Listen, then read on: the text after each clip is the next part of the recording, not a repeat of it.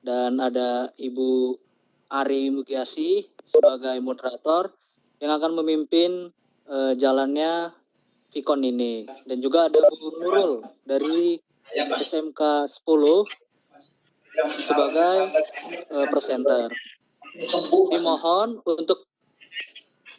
untuk Bapak Ibu semua untuk mematikan mic-nya. Halo. Ini masih satu Pak yang masih hidup. Oh, udah. Oke. Mohon maaf Bapak Ibu, saya mute semua.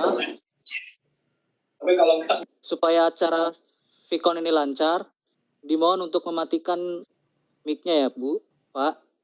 Oke, selanjutnya acara Vicon ini saya berikan kepada Ibu Ari. Ayo Bu Ari, silakan. Terima kasih Pak David. Assalamualaikum warahmatullahi wabarakatuh. Selamat siang dan salam sejahtera bagi kita semua. Yang saya hormati Bapak Ibu para peserta VCT batch 6 ini yang berbahagia. Mari pertama-tama kita panjatkan puji syukur kehadirat Allah Subhanahu wa taala yang telah memberikan rahmat dan hidayahnya kepada kita semua sehingga pada siang hari ini kita bisa bertemu kembali dalam acara Vicon batch 6 ini ya. Perkenalkan saya Ibu Ari Mugiasi sebagai moderator siang ini. Pertama-tama juga saya ucapkan terima kasih kepada Bapak Ibu yang sudah berkenan hadir dan sebelumnya juga saya ucapkan terima kasih juga kepada Ibu Nurul Hidayati SPD MSI yang pada siang hari ini akan menjadi presenter kita, juga Bapak David sebagai hostnya yang sudah memfasilitasi room ini. Mudah-mudahan 1 jam ke depan ini berjalan lancar tanpa kendala apapun. Bapak dan Ibu yang saya hormati, memiliki usaha tidak terlepas dari pasang surut, apalagi kondisi pandemi COVID-19 ini ya. Saat ini membuat orang berpikir dan mencari solusi, kekuatan dan kendala serta peluang usaha yang akan dijalankan. Nah, seperti tema utama kegiatan ini, sebentar lagi kita akan bersama-sama belajar dan menimba ilmu tentang analisis SWOT. Apa itu analisis SWOT? Nanti akan disampaikan oleh Bu Nurul Hidayati. Dan layak kita bersyukur bahwa kita bisa menimba ilmu dari Bu Nurul ini. Bu Nurul ini adalah sehari-harinya adalah guru produk kreatif dan kewirausahaan di SMK Negeri 10 Kota Bekasi. Ya, Bu Nurul ini juga pernah sebagai guru berprestasi tingkat SMK di Kota Bekasi pada tahun 2015.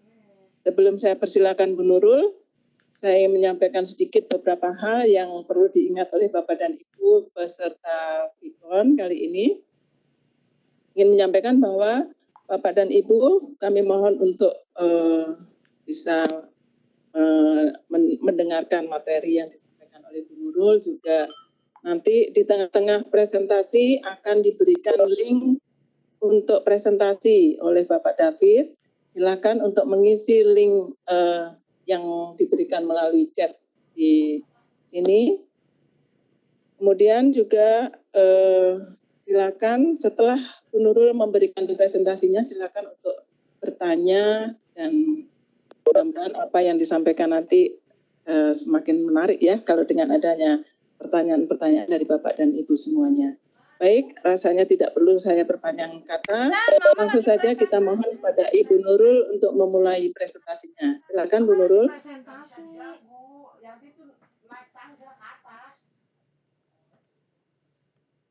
Ayo Bu Nurul, silakan. Assalamualaikum warahmatullahi wabarakatuh. Waalaikumsalam. Ya, sebentar ini rekaman saya. Oke, assalamualaikum warahmatullahi wabarakatuh. Waalaikumsalam warahmatullahi wabarakatuh. Mohon maaf ini tadi ada gangguan. Baiklah, pada saat ini saya akan sedikit memaparkan. Terima kasih atas kehadiran Bapak Ibu semua. Materi yang akan saya bawakan hari ini adalah tentang analisis SWOT. Analisis SWOT yang biasanya digunakan di mana saja untuk usaha ataupun bisa dijadikan sebagai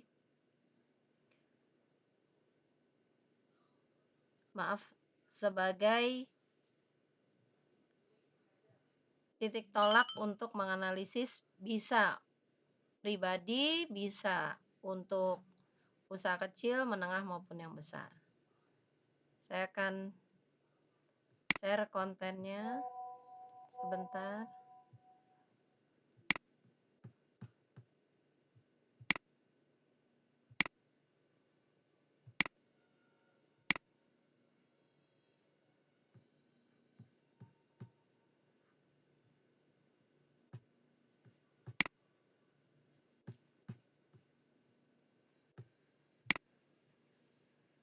Bisa terlihat, Ibu?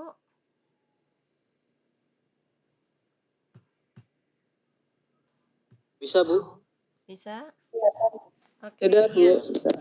Analisis SWOT. Apa sih sebenarnya analisis SWOT itu? Mungkin ini sudah tidak asing lagi di telinga Bapak dan Ibu semua, karena ketika kita berbicara tentang analisis SWOT, pasti ini adalah sebuah tolak ukur ataupun sebenarnya mediasi bagi kita untuk mengukur, mengevaluasi keberhasilan sebuah usaha ataupun apa saja yang kita lakukan, baik pribadi, untuk kelompok, masyarakat, dan khususnya ini untuk usaha. Apa sih sebenarnya analisis SWOT?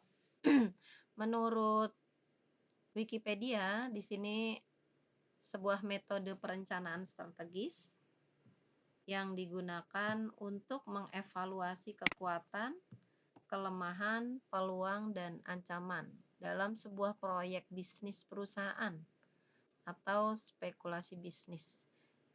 Jadi, perencanaan yang sangat strategis bagi orang-orang yang punya usaha, dia agar tahu apa yang harus dia lakukan dengan usahanya ketika ada sebuah kekuatan yang dia miliki, kemudian kelemahan yang dia miliki, dia akan tahu peluang dan ancamannya apa saja.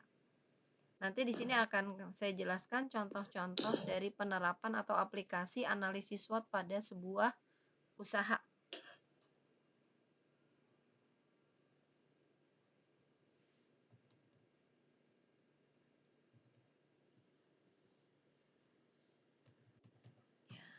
Sebentar. Ya, sorry. Ya, kalau di dalam bagan ini kekuatan, ya di sebelahnya adalah kelemahan. Karena di mana ada kekuatan atau power atau kelebihan sebuah produk atau keunggulan, maka pasti akan ada kelemahan. Sama juga seperti individu atau pribadi. Setiap orang tidak punya kelebihan masing-masing, tidak ada yang sama. Sama seperti misalnya siswa dalam satu kelas. Dalam satu kelas itu apa sih kelebihannya? Kemudian pasti ada. Dia sekalipun anak itu kita anggap sebagai anak yang tidak atau yang tidak pandai di kelas. Sebenarnya tidak ada anak yang bodoh. Semua anak pandai, namun di balik itu kita harus tahu bahwa dia pasti ada kelebihannya. Terkadang guru ataupun pendidik hanya melihat peserta didik yang pandai, yang baik, yang nurut, padahal banyak juga dari peserta didik atau anak-anak kita yang butuh perhatian. Kenapa sih mereka bandel, mereka sih nggak bisa diatur dan lain sebagainya. Ternyata di balik itu semua ada yang bisa. Ini bagan analisis SWOT bisa digunakan untuk mengevaluasi juga. Kalau dalam usaha ini kekuatannya adalah keunggulan dari produk. Misalnya ada sebuah perusahaan yang paling besar atau kalau kita sebut ada beberapa produk yang sangat, ya, kalau kita survei yang pemasaran online itu misalnya apa sih yang paling laku, apa sih yang paling diminati, kekuatannya, tapi pasti ada kelemahannya. Dia memiliki kelemahan di satu sisi, ya. Nah, itu yang harus dievaluasi oleh khususnya pemilik usahanya. Ketika dia terus berada pada posisi atas dari segi pemasaran, namun pasti ada suatu saat ada kelemahan yang dia unggulkan. Kemudian peluang. Ini strength, ini kekuatan, kelemahan. Kelemahan tadi bisa menjadikan sebuah perbaikan untuk dia atau sebagai alat ukur. Jadi ketika kita nggak bisa, contohnya diri pribadi, kita nggak bisa menilai diri kita baik. Yang bisa menilai adalah orang lain.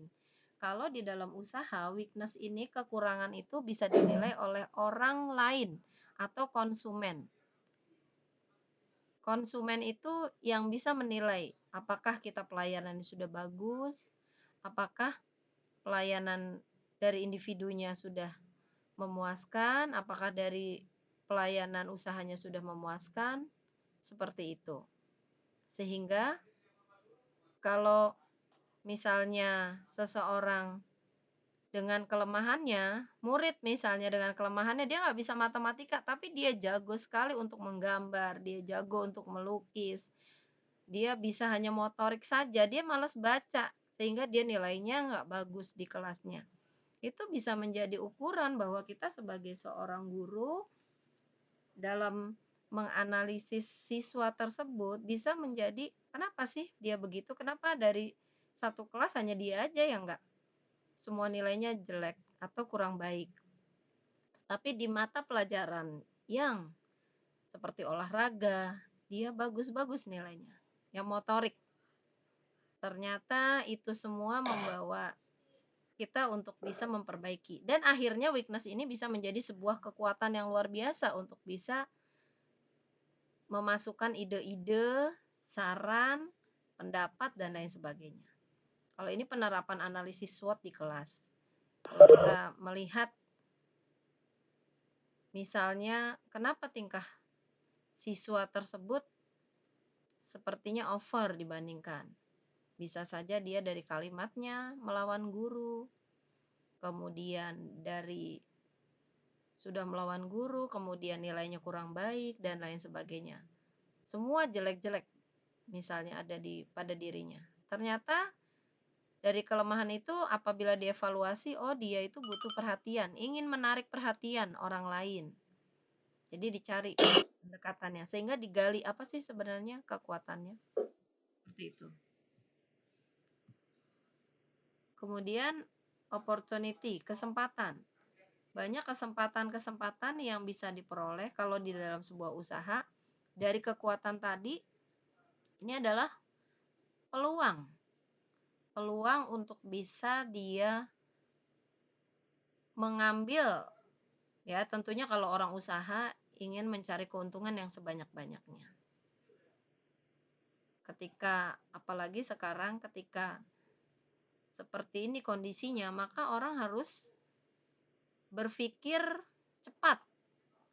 Karena kalau untuk mencari penghasilan, seperti misalnya adanya kebijakan-kebijakan pemerintah untuk PSBB, pembatasan ya berskala besar, kita tidak boleh sampai pedagang-pedagang dengan aturannya yang memang selain menjual kebutuhan pokok tidak boleh berjualan, namun kan mereka harus tetap hidup.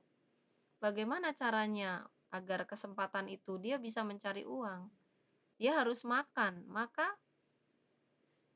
mereka harus cepat mengambil sebuah keputusan. Untuk apa? Untuk bisa bertahan hidup. Seperti itu.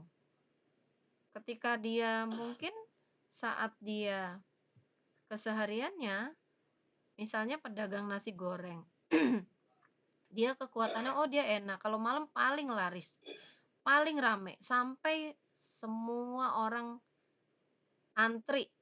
Bahkan kalau kita tahu ada penjual asinan yang terkenal itu sampai ngantri pakai harus memasang tempat duduk yang berjejer panjang. Itu di daerah mana kota, dan saya pernah sekali, tapi teman yang belikan, dan memang kondisinya seperti itu. Nah, apabila sekarang ada pembatasan orang berkerumun nggak boleh lebih dari 5, apa yang harus dia lakukan? Itu kan kekuatan dia. Dia punya kekuatan pada saat itu, tapi sekarang dia lemah.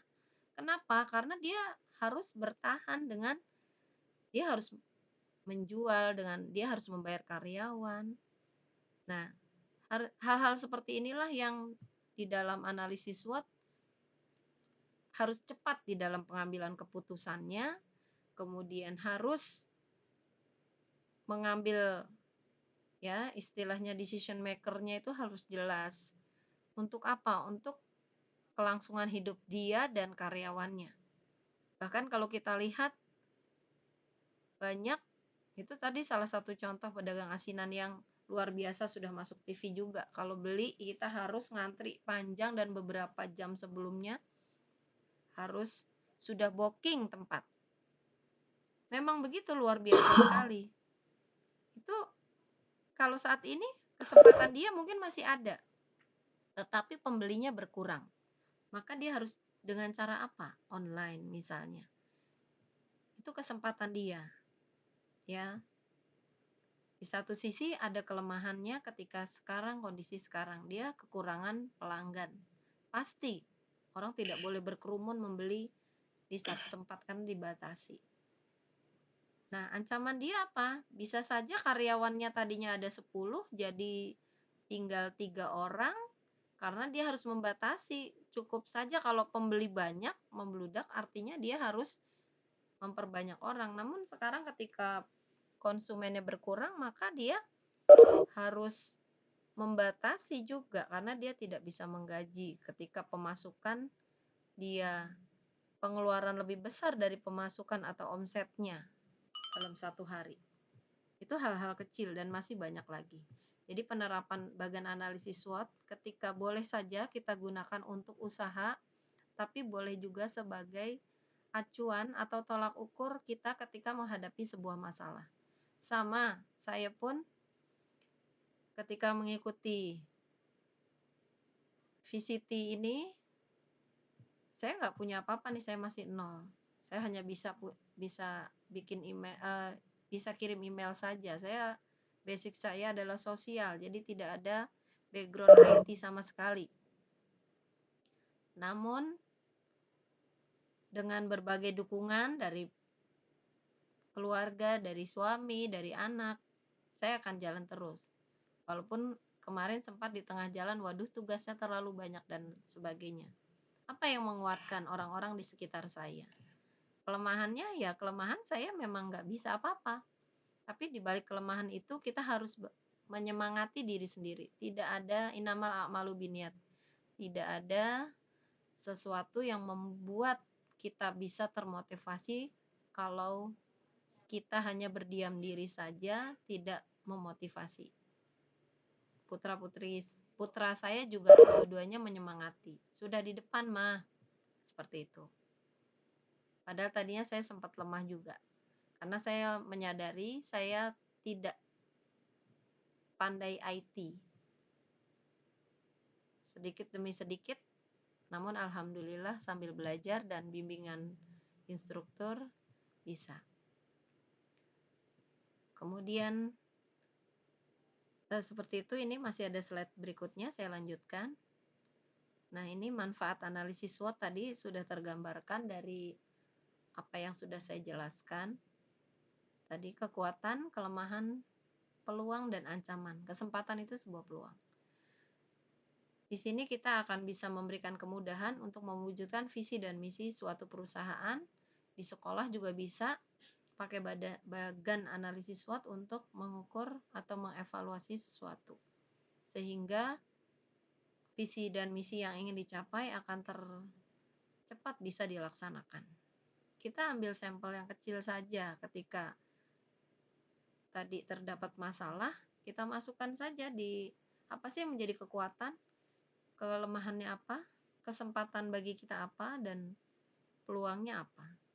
Kalau kita masukkan di VCT batch 6 ini, kekuatan yang ada, banyak orang-orang yang ada instruktur yang bisa membimbing kita. Itu penguatan juga. Ketika kita nggak tahu, kita banyak tanya. Kelemahannya terkadang capek, lelah, tidak memotivasi diri, banyak tugas dari sekolah, dan lain sebagainya yang membuat kita akhirnya berpikir, aduh udahan nggak ya, dan lain sebagainya. Kemudian kesempatan peluangnya. Sebenarnya peluangnya ini apabila kita sudah bisa, kita bisa aplikasikan ke siswa, kemudian ya paling tidak, ini saya sudah coba juga dengan anak-anak saya di kamarnya, kemudian dengan suami dan keluarga, ini sudah saya coba pakai Webex meeting, jadi mereka di mana saja berada, kemarin kita sudah coba dan berhasil. Jadi sebenarnya tinggal mau atau tidak, niatnya kita aja. Sebenarnya kalau capek, lelah, apalagi lihat sederet, ya adapun keberhasilan itu tergantung usaha aja. Karena kesempatan tidak akan datang 2 kali. Ketika kesempatan itu ada, dan selagi kita bisa, dan pada saat ini mungkin kalau yang lalu VCT-nya dilaksanakan di satu ruangan dengan bertemu orang banyak, kita di rumah masing-masing. Mungkin itu satu kelemahan kita, namun sebagai kekuatannya adalah kita lebih fleksibel waktunya.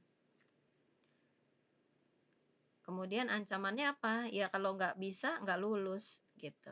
Tapi itu bukan sebuah apa ya, ketika itu menjadi satu-satunya yang membuat kita jadi kecut hatinya untuk aduh ntar kita nggak setor tugas nggak lulus. Ya berjalan aja mengalir seperti air. Jadi kita ikutin aja lah. Masalah lulus dan tidak itu yang menentukan nanti ketika kita sudah berusaha semaksimal mungkin, ya kita bisanya seperti itu. Kalau di dalam usaha, sekali lagi ini memberikan kemudahan mewujudkan visi dan misi. Kalau di lembaga juga demikian.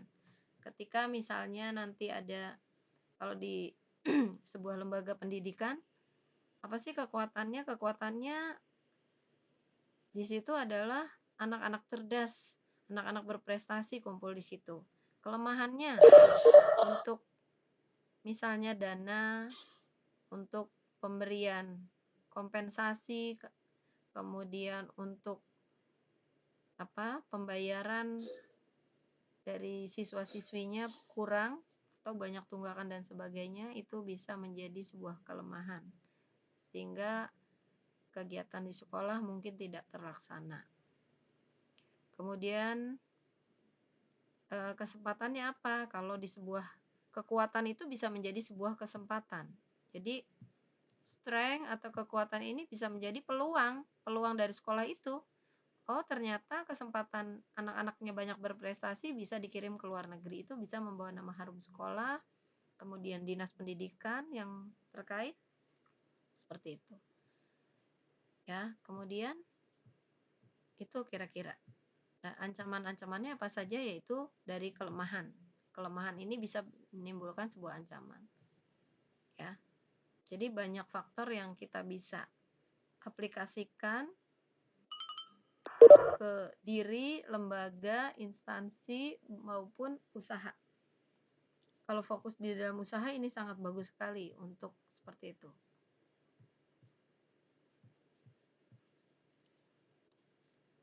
Ini tujuannya, yaitu menemukan aspek penting dari kekuatan. Ya, masih diulang-ulang saja tentang aspek-aspek di dalam analisis SWOT. Sebenarnya kekuatan dan kelemahan produk itu, nah kalau di sini saya ambilnya dari usaha. Kekuatan dan kelemahan produk. Yang pertama, dalam pembuatan produk, ya kemampuan membuat produk itu kekuatan. Misalnya dia membuat produk yang sekarang apa sih? Oh, produk dia udah nggak laku lagi. Sekarang kita buatnya masker. Oh, ternyata maskernya diminati. Ketahanan produk, kalau misalnya membuat masker, cepat sobek atau tidak, kualitas jahitannya bagaimana. Ya, kalau ini barang yang tidak habis pakai. Kemudian penyimpanan produk. Kekuatannya, kalau masker kain bisa dicuci berkali-kali. Ya, tapi ada batasnya. Apabila sudah dicuci beberapa kali, mungkin kalau sudah kelihatan tidak layak, maka tidak bisa digunakan kembali. Pendistribusian produk, kalau saat ini semua orang membuat masker, maka sulit untuk mendistribusikan produknya. Keunikan produk, mungkin kita bisa beda dari orang-orang yang lain, bahwa produk-produk kita jauh lebih unik. Misalnya dikasih gambar-gambar yang lucu untuk anak-anak, kemudian diberikan manik-manik, dikasih label, dikasih lampu hias misalnya ada, atau ada di dalamnya ada berapa lapis yang praktis, dikasih beberapa, kalau untuk, jadi ada spesial, ada untuk anak-anak, ada wanita, pria, dan untuk yang berhijab. Itu kalau contoh produk masker. Kemudahan menjualnya, karena saat ini sedang memang dibutuhkan dan dicari, berarti mudah. Namun kelemahannya ketika semua orang membuat masker, maka siapa yang beli? Itu menjadi kelemahan. Artinya pesaing di sini bisa menjadi sebuah kelemahan. Keunikan produk bisa juga menjadi keunggulan produknya. Ketika produk kita sangat diminati, ya, karena keunggulannya kita ada pemesanan banyak. Nah, bisa jadi kelemahan juga. Kenapa? Kita nggak bisa menepati waktu. Misalnya ada yang pesan 500 masker, minta 2 hari. Berarti harus bekerja keras untuk bisa membuat masker tersebut. Jadi keunikan produk bisa menjadi sebuah keunggulan, bisa menjadi sebuah kelemahan ketika diminati. Ini saya ambil contoh butik. Untuk butik, kekuatannya saya sudah garis bawahi di situ harga. Ketika harganya bersaing, ya ini contohnya butik ABC, dia bisa menekan harga produksi sehingga dia harganya bersaing, lebih murah dibandingkan yang lain. Kemudian dia bisa menjual brand, itu kekuatannya, dengan kualitas yang baik, apalagi dia punya konveksi sendiri, sehingga itu bisa memperkuat, dia bisa menurunkan harganya. Kalau mengambil dari orang lain, ketika sudah mengambil harga dengan keuntungan yang pas, dia sulit untuk memberikan diskon harga. Kemudian bisnis online juga menjanjikan. Kemudian kalau kelemahannya itu dari sumber daya manusianya, keterampilannya mencari orang-orang. Kalau namanya butik itu berarti sudah benar-benar ada QC-nya, jadi quality control yang benar-benar ketika dia membuat harus jahitannya rapi, desainnya harus benar. Kalau butik dengan jahitan biasa akan berbeda. Ketika buat baju pengantin, baju seragam, kemudian dan lain sebagainya semua. Beda dengan konveksi yang besar yang misalnya kita beli dengan cara yang bukan, dia konveksi bukan tailor, jadi dia juga bukan butik, itu akan berbeda harganya. Bahkan kita bisa dapat bukan ongkos jahit saja, namun biasanya dengan bahan itu lebih murah. Dari SDM-nya, penjahitnya, kemudian tukang potongnya, itu keterampilan itu bisa menjadi sebuah kelemahan kalau mencari orang yang sulit untuk memiliki standar dari butik. Kemudian kurang profesional. Dikarenakan SDM yang kurang, maka dia jadi kurang profesional. Itu bisa mengakibatkan produksinya kualitasnya kurang baik. Kemudian yang ketiga di situ kalau grosir maka dia akan sulit menaikkan harga, karena kalau sudah dikenal grosir ya, dia butik yang sudah atau toko di situ orang sudah menganggap itu paling murah loh gitu. Butik sana aja dia lebih murah dibanding yang lain. Kemudian apabila tidak melakukan promosi secara rutin, maka itu bisa jadi sebuah kelemahan. Kemudian peluang. Lokasi butik yang strategis bisa jadi peluang. Kemudian tadi kualitas produk bisa jadi peluang. Tren mode yang saat ini itu bisa jadi peluang untuk dia bisa meningkatkan ide-ide produk baru yang akan dimunculkan. Seperti itu. Kemudian yang terakhir ini ancaman. Untuk butik dengan pasti dia memiliki harga yang jauh lebih mahal dibandingkan penjahit-penjahit biasa, maka ancamannya adalah daya beli yang turun karena masyarakat, apalagi sekarang saat ini, tentunya daya beli masyarakat menurun. Kemudian bahan baku yang harus benar-benar dilihat kalau butik itu adalah bahan baku yang berkualitas tinggi. Tidak bisa, jadi kalau kita samakan misalnya ada baju batik, apabila disogo harganya di pusat perbelanjaan yang memang benar-benar di sana pajaknya mahal, itu bisa harga 5 juta bahkan bisa puluhan juta, tapi di pusat-pusat perbelanjaan lain itu hanya bisa dibeli dengan harga Rp500.000. Jadi persaingan. Kemudian persaingan harga tadi juga bisa memperketat di pemasaran. Dan timbulnya usaha-usaha baru itu bisa menambah daftar pesaing. Diulangi untuk peluang dan ancaman, ini produk pesaing. Jadi saya garis bawahi ya, produk pesaing, bahan baku, harga bahan baku, teknologi pembuatan itu bisa menjadi sebuah peluang, juga bisa menjadi sebuah ancaman. Mungkin itu saja dari saya kembalikan ke moderator. Terima kasih atas waktunya. Assalamualaikum warahmatullahi wabarakatuh. Iya, terima kasih, luar biasa. Selain memberikan materi, Bu Nurul juga memotivasi kita bersama ya. Ini demikian pemaparan materi dari Ibu Nurul. Selanjutnya kita akan laksanakan sesi tanya jawab ya. Dalam sesi tanya jawab ini silakan Bapak Ibu bisa bertanya langsung atau melalui chat yang sudah kami sediakan di sini ya. Jadi silakan bertanya, dibuka dari sekarang. Silakan.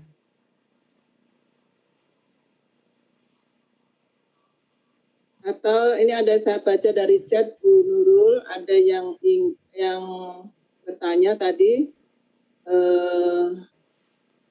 manfaat dari SWOT tadi, mohon ditayangin lagi.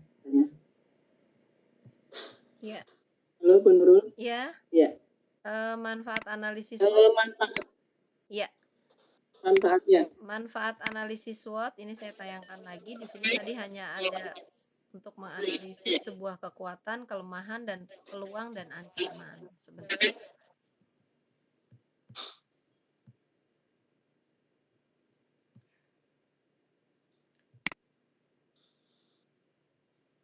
Kalau di dalam tayangan, manfaatnya hanya ini saja. Hanya untuk memberikan kemudahan dalam mewujudkan visi dan misi dari sebuah perusahaan. Artinya gini, ketika orang tahu manfaat analisis SWOT ini dalam Bagans, kita bagi ke dalam 4 bagian. Kekuatan, kelemahan, peluang, dan ancamannya. Jadi ketika Bapak Ibu menghadapi sebuah masalah, maka bagilah ke dalam 4 kriteria. Atau kita biasanya kalau masalah itu lebih negatif kan, ke kelemahan. Maka kita bisa evaluasi dari kelemahan itu menjadi sebuah peluang, kesempatan, bisa menjadi sebuah ancaman juga. Namun ada satu yang bisa kita buat motivasi. Apa itu? Maka dengan bagan analisis SWOT bisa diaplikasikan seperti itu. Mungkin itu saja Bu Ari. Iya. Ada Bapak Ibu yang ingin bertanya? Silakan.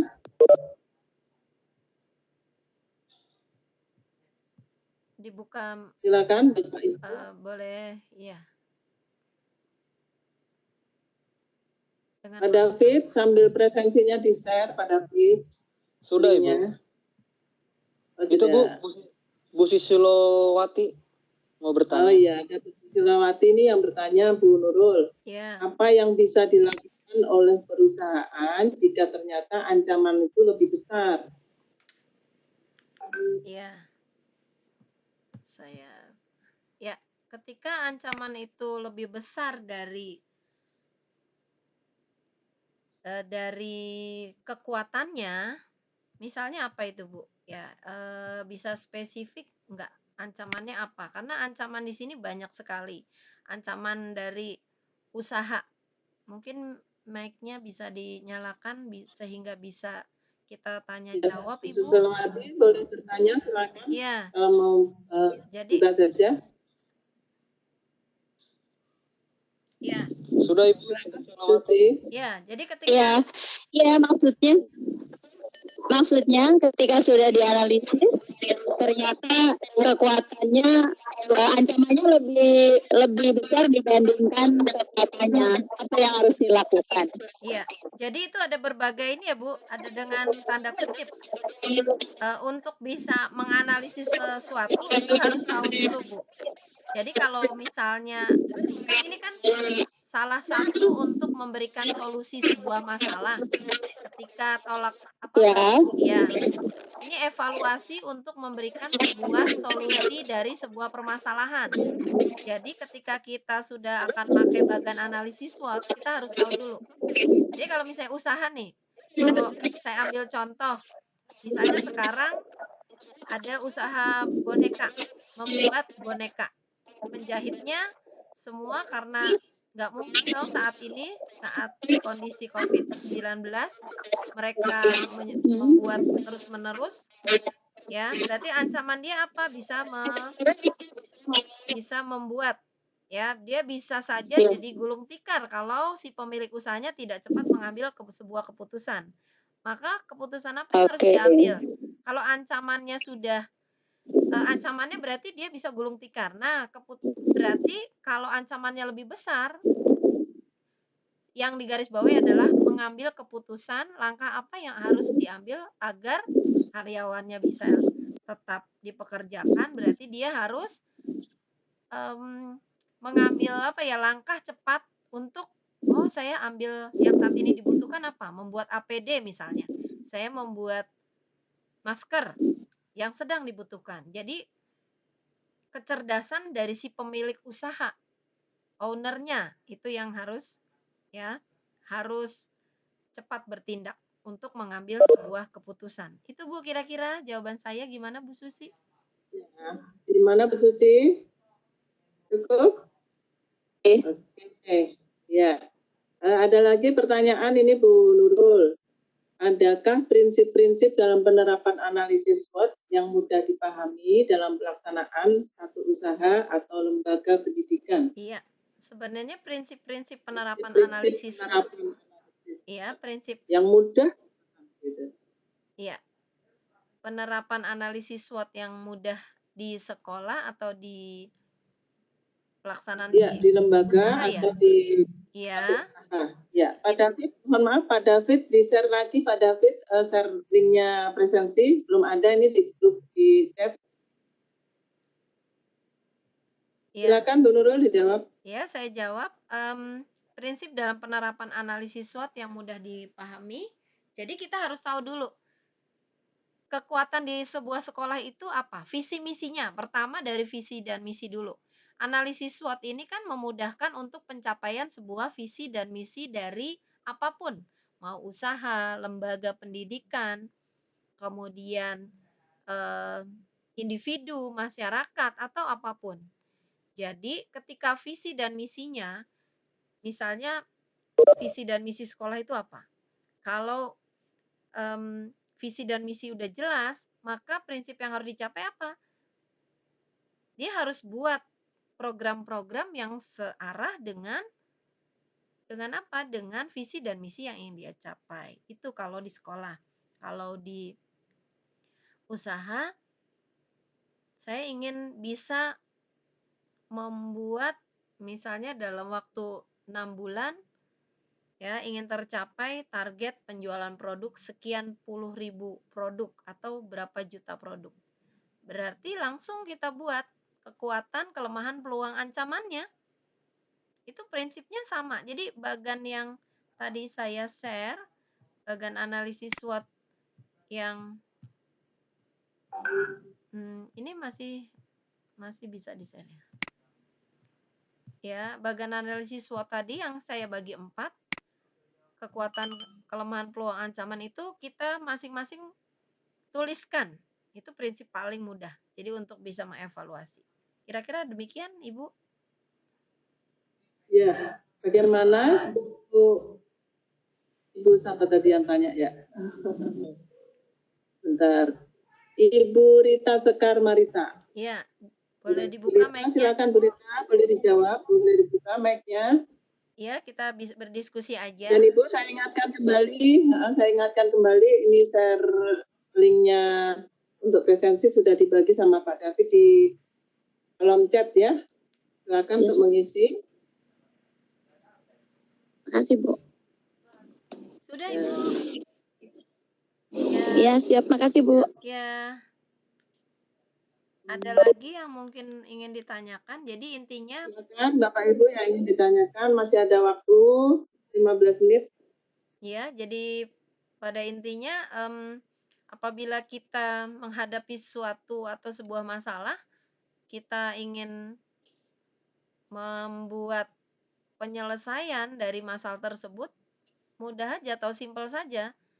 Jadi kalau di sekolah misalnya sebagai guru BP, ini kok keterlambatan siswanya jauh lebih besar ya dibandingkan ada anak-anak tertentu yang selalu datang terlambat misalnya di sekolah. Nah, udah kita pakai bagan analisis SWOT aja. Kekuatan dari anak itu apa sih? Oh, kalau di hari Selasa dia nggak masuk terus ya? Gitu. Ada apa ya sebenarnya? Jadi digali sampai seperti itu. Kekuatannya apa? Oh, anak ini sebenarnya dia anak yang masuk ranking 10 besar, diambil. Kemudian dia rumahnya nggak jauh dari ini, gitu. Dia rumahnya dekat dari sekolah padahal. Jadi kekuatan-kekuatan itu yang nantinya dievaluasi. Kira-kira seperti itu. Jadi kalau kita pahami, kalau kita gunakan bagan analisis SWOT untuk kehidupan sehari-hari, itu cepat memudahkan kita di dalam pengambilan keputusan. Terkadang kita bingung dengan sebuah masalah yang terjadi di dalam usaha kita. Dengan kondisi yang saat ini nyata. Saya punya konveksi juga di rumah. Namun saat ini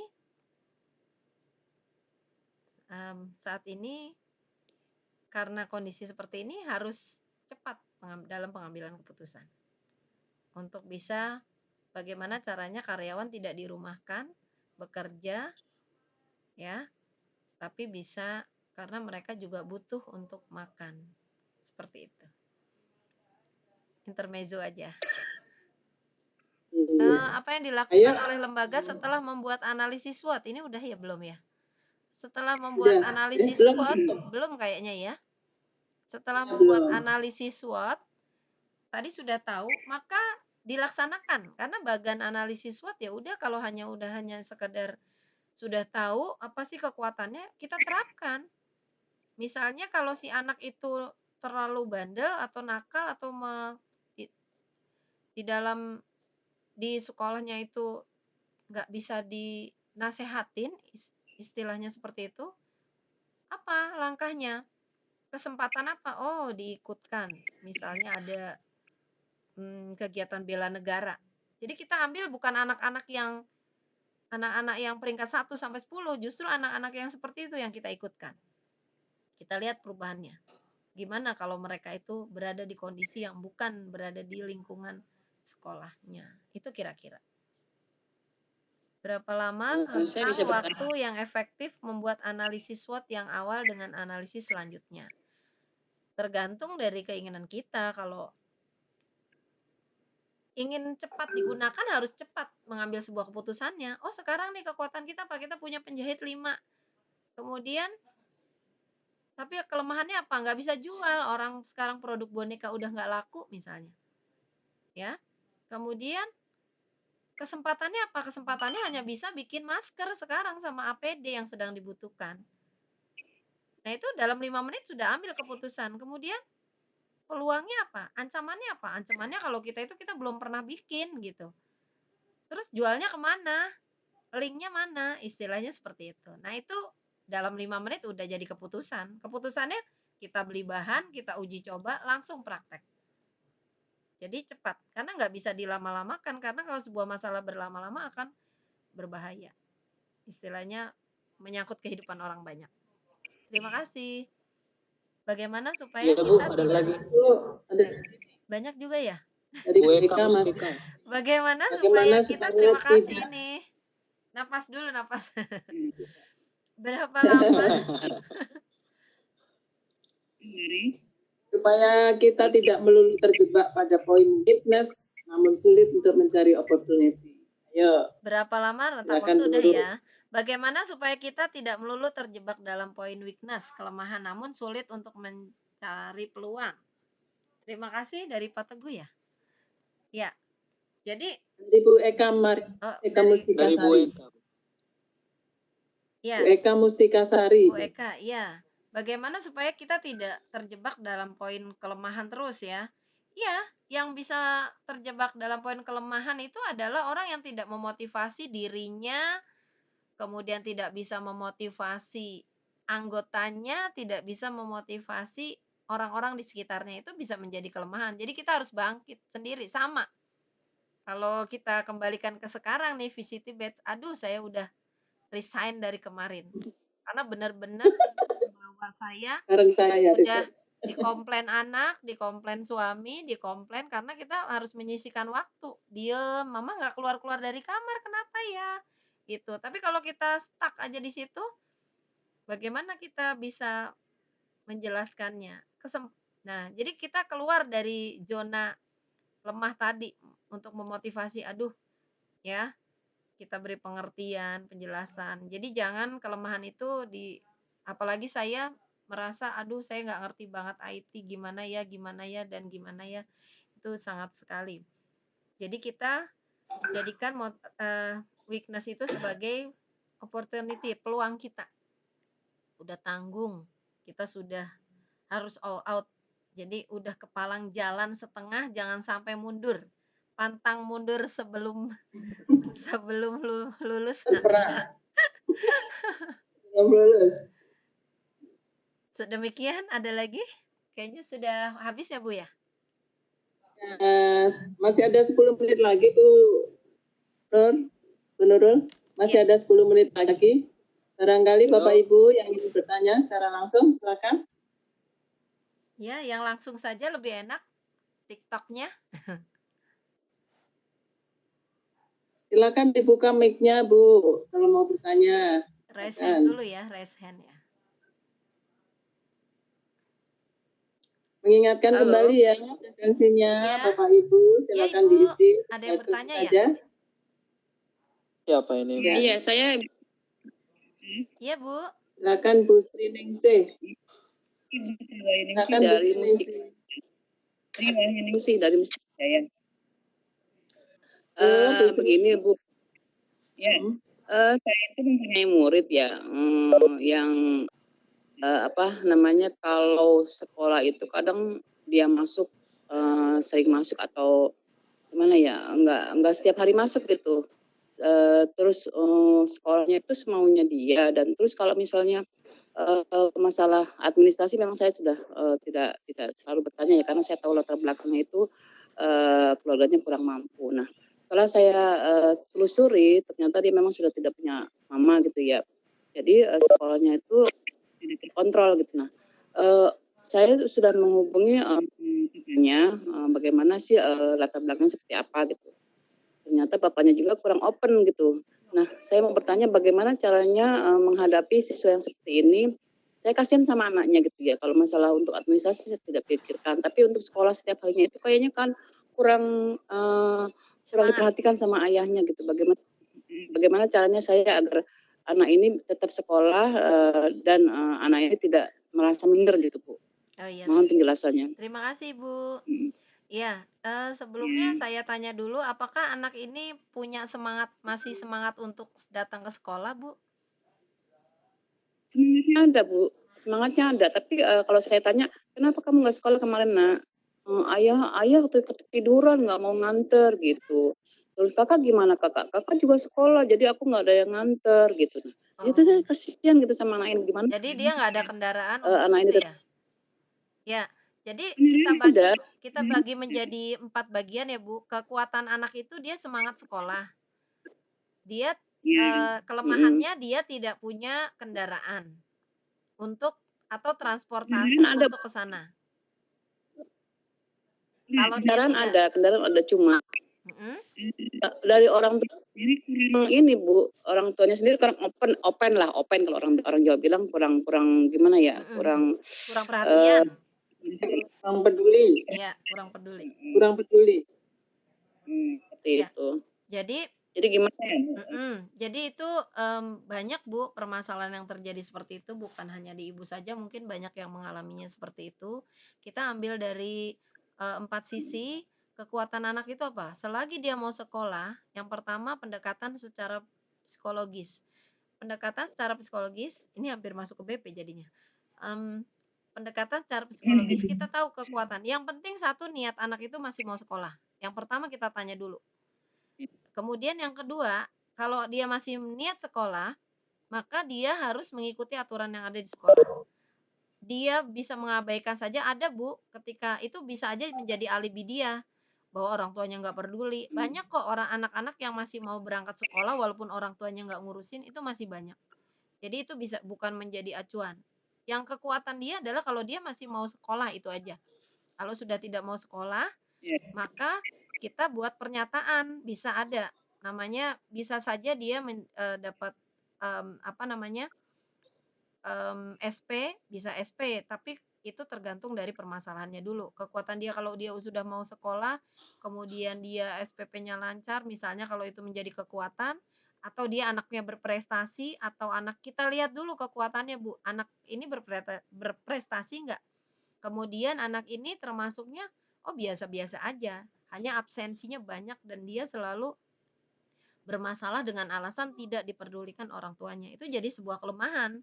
Bagaimana kelemahan itu bisa jadi kesempatan? Membangun kepercayaan. Yang digarisbawahi adalah membangun kepercayaan anak tersebut, Bu. Anak tersebut nggak percaya diri namanya. Jadi dia masih tergantung sama orang lain, dia masih tergantung sama orang tuanya. Kalau ketika begini, jadi harus ada solusi yang diberikan. Kalau misalnya kamu mau sendiri datang, kamu mau naik sepeda. Ketika sama di SMK 10 juga begitu, ada kita berikan pinjaman sepeda, kemudian anak itu mau berangkat, anak itu rajin, tapi kalau nggak ada yang nganterin ya nggak bisa sampai ke sekolahnya gitu, karena tidak ada kendaraan, maka kita berikan pinjaman sepeda. Dipinjamkan sepeda, orang tuanya datang, dikasih. Kemudian kalau kita nggak datang, biasanya gurunya yang home visit, benar-benar melihat. Jadi benar-benar kita tuh mau peduli. Terkadang memang banyak anak-anak yang apalagi tidak dilihat sebelah mata ya, kalau kita sebagai pendidik kan kita melihatnya dari anak yang pandai, pintar, sampai anak-anak yang memang tidak punya kemauan untuk belajar, banyak sekali. Dengan macam-macam, ada yang orang tuanya pisah, itu bermacam-macam kalau kita telusuri. Jadi intinya gini, kalau ketika ya mengingatkan maksudnya Bu Nurul. Oke, ya intinya seperti itu Bu. Jadi kita adakan Lagi pendekatan secara seru itu Bu personal. Nurul ya. Iya, ya Bu. Mengerti Bu maksud saya seperti itu Ibu.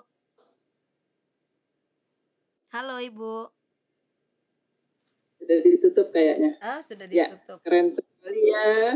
Keren banget. Materi kita hari ini menarik sekali ya. Silakan Bu Nurul bisa akhiri mungkin ya. Ya. Karena waktunya memang sudah. Iya, saya akhiri dan dengan sebuah kesimpulan bahwa analisis SWOT itu sangat berguna sekali untuk diaplikasikan ke apapun yang baik ke diri, ke lembaga, kemudian ke pribadi kita ya, kemudian terutama ke usaha dan di lembaga-lembaga yang lain. Dengan 4 kuncinya, analisis SWOT, strength, kekuatan, weakness, kelemahan, peluang, dan ancaman. Jadi itu saja, diambil yang paling mudah. Berapa lama waktunya untuk memutuskan? Ya secepat mungkin sehingga permasalahan itu segera bisa diatasi, tidak berlarut-larut.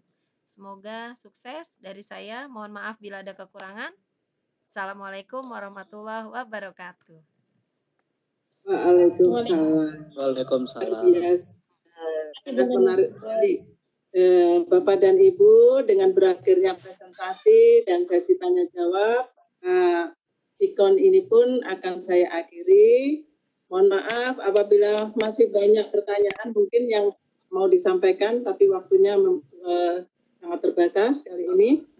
Saya selaku moderator mewakili rekan saya, juga Pak David, juga yang lain untuk meminta maaf jika ada kesalahan baik yang disengaja maupun tidak. Marilah kita tutup sesi presentasi ini dengan mengucapkan hamdan.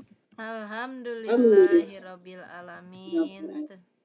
Terima kasih Bapak Ibu yang sudah bergabung. Wassalamualaikum warahmatullahi wabarakatuh. Waalaikumsalam warahmatullahi wabarakatuh. David. Oke. Terima kasih.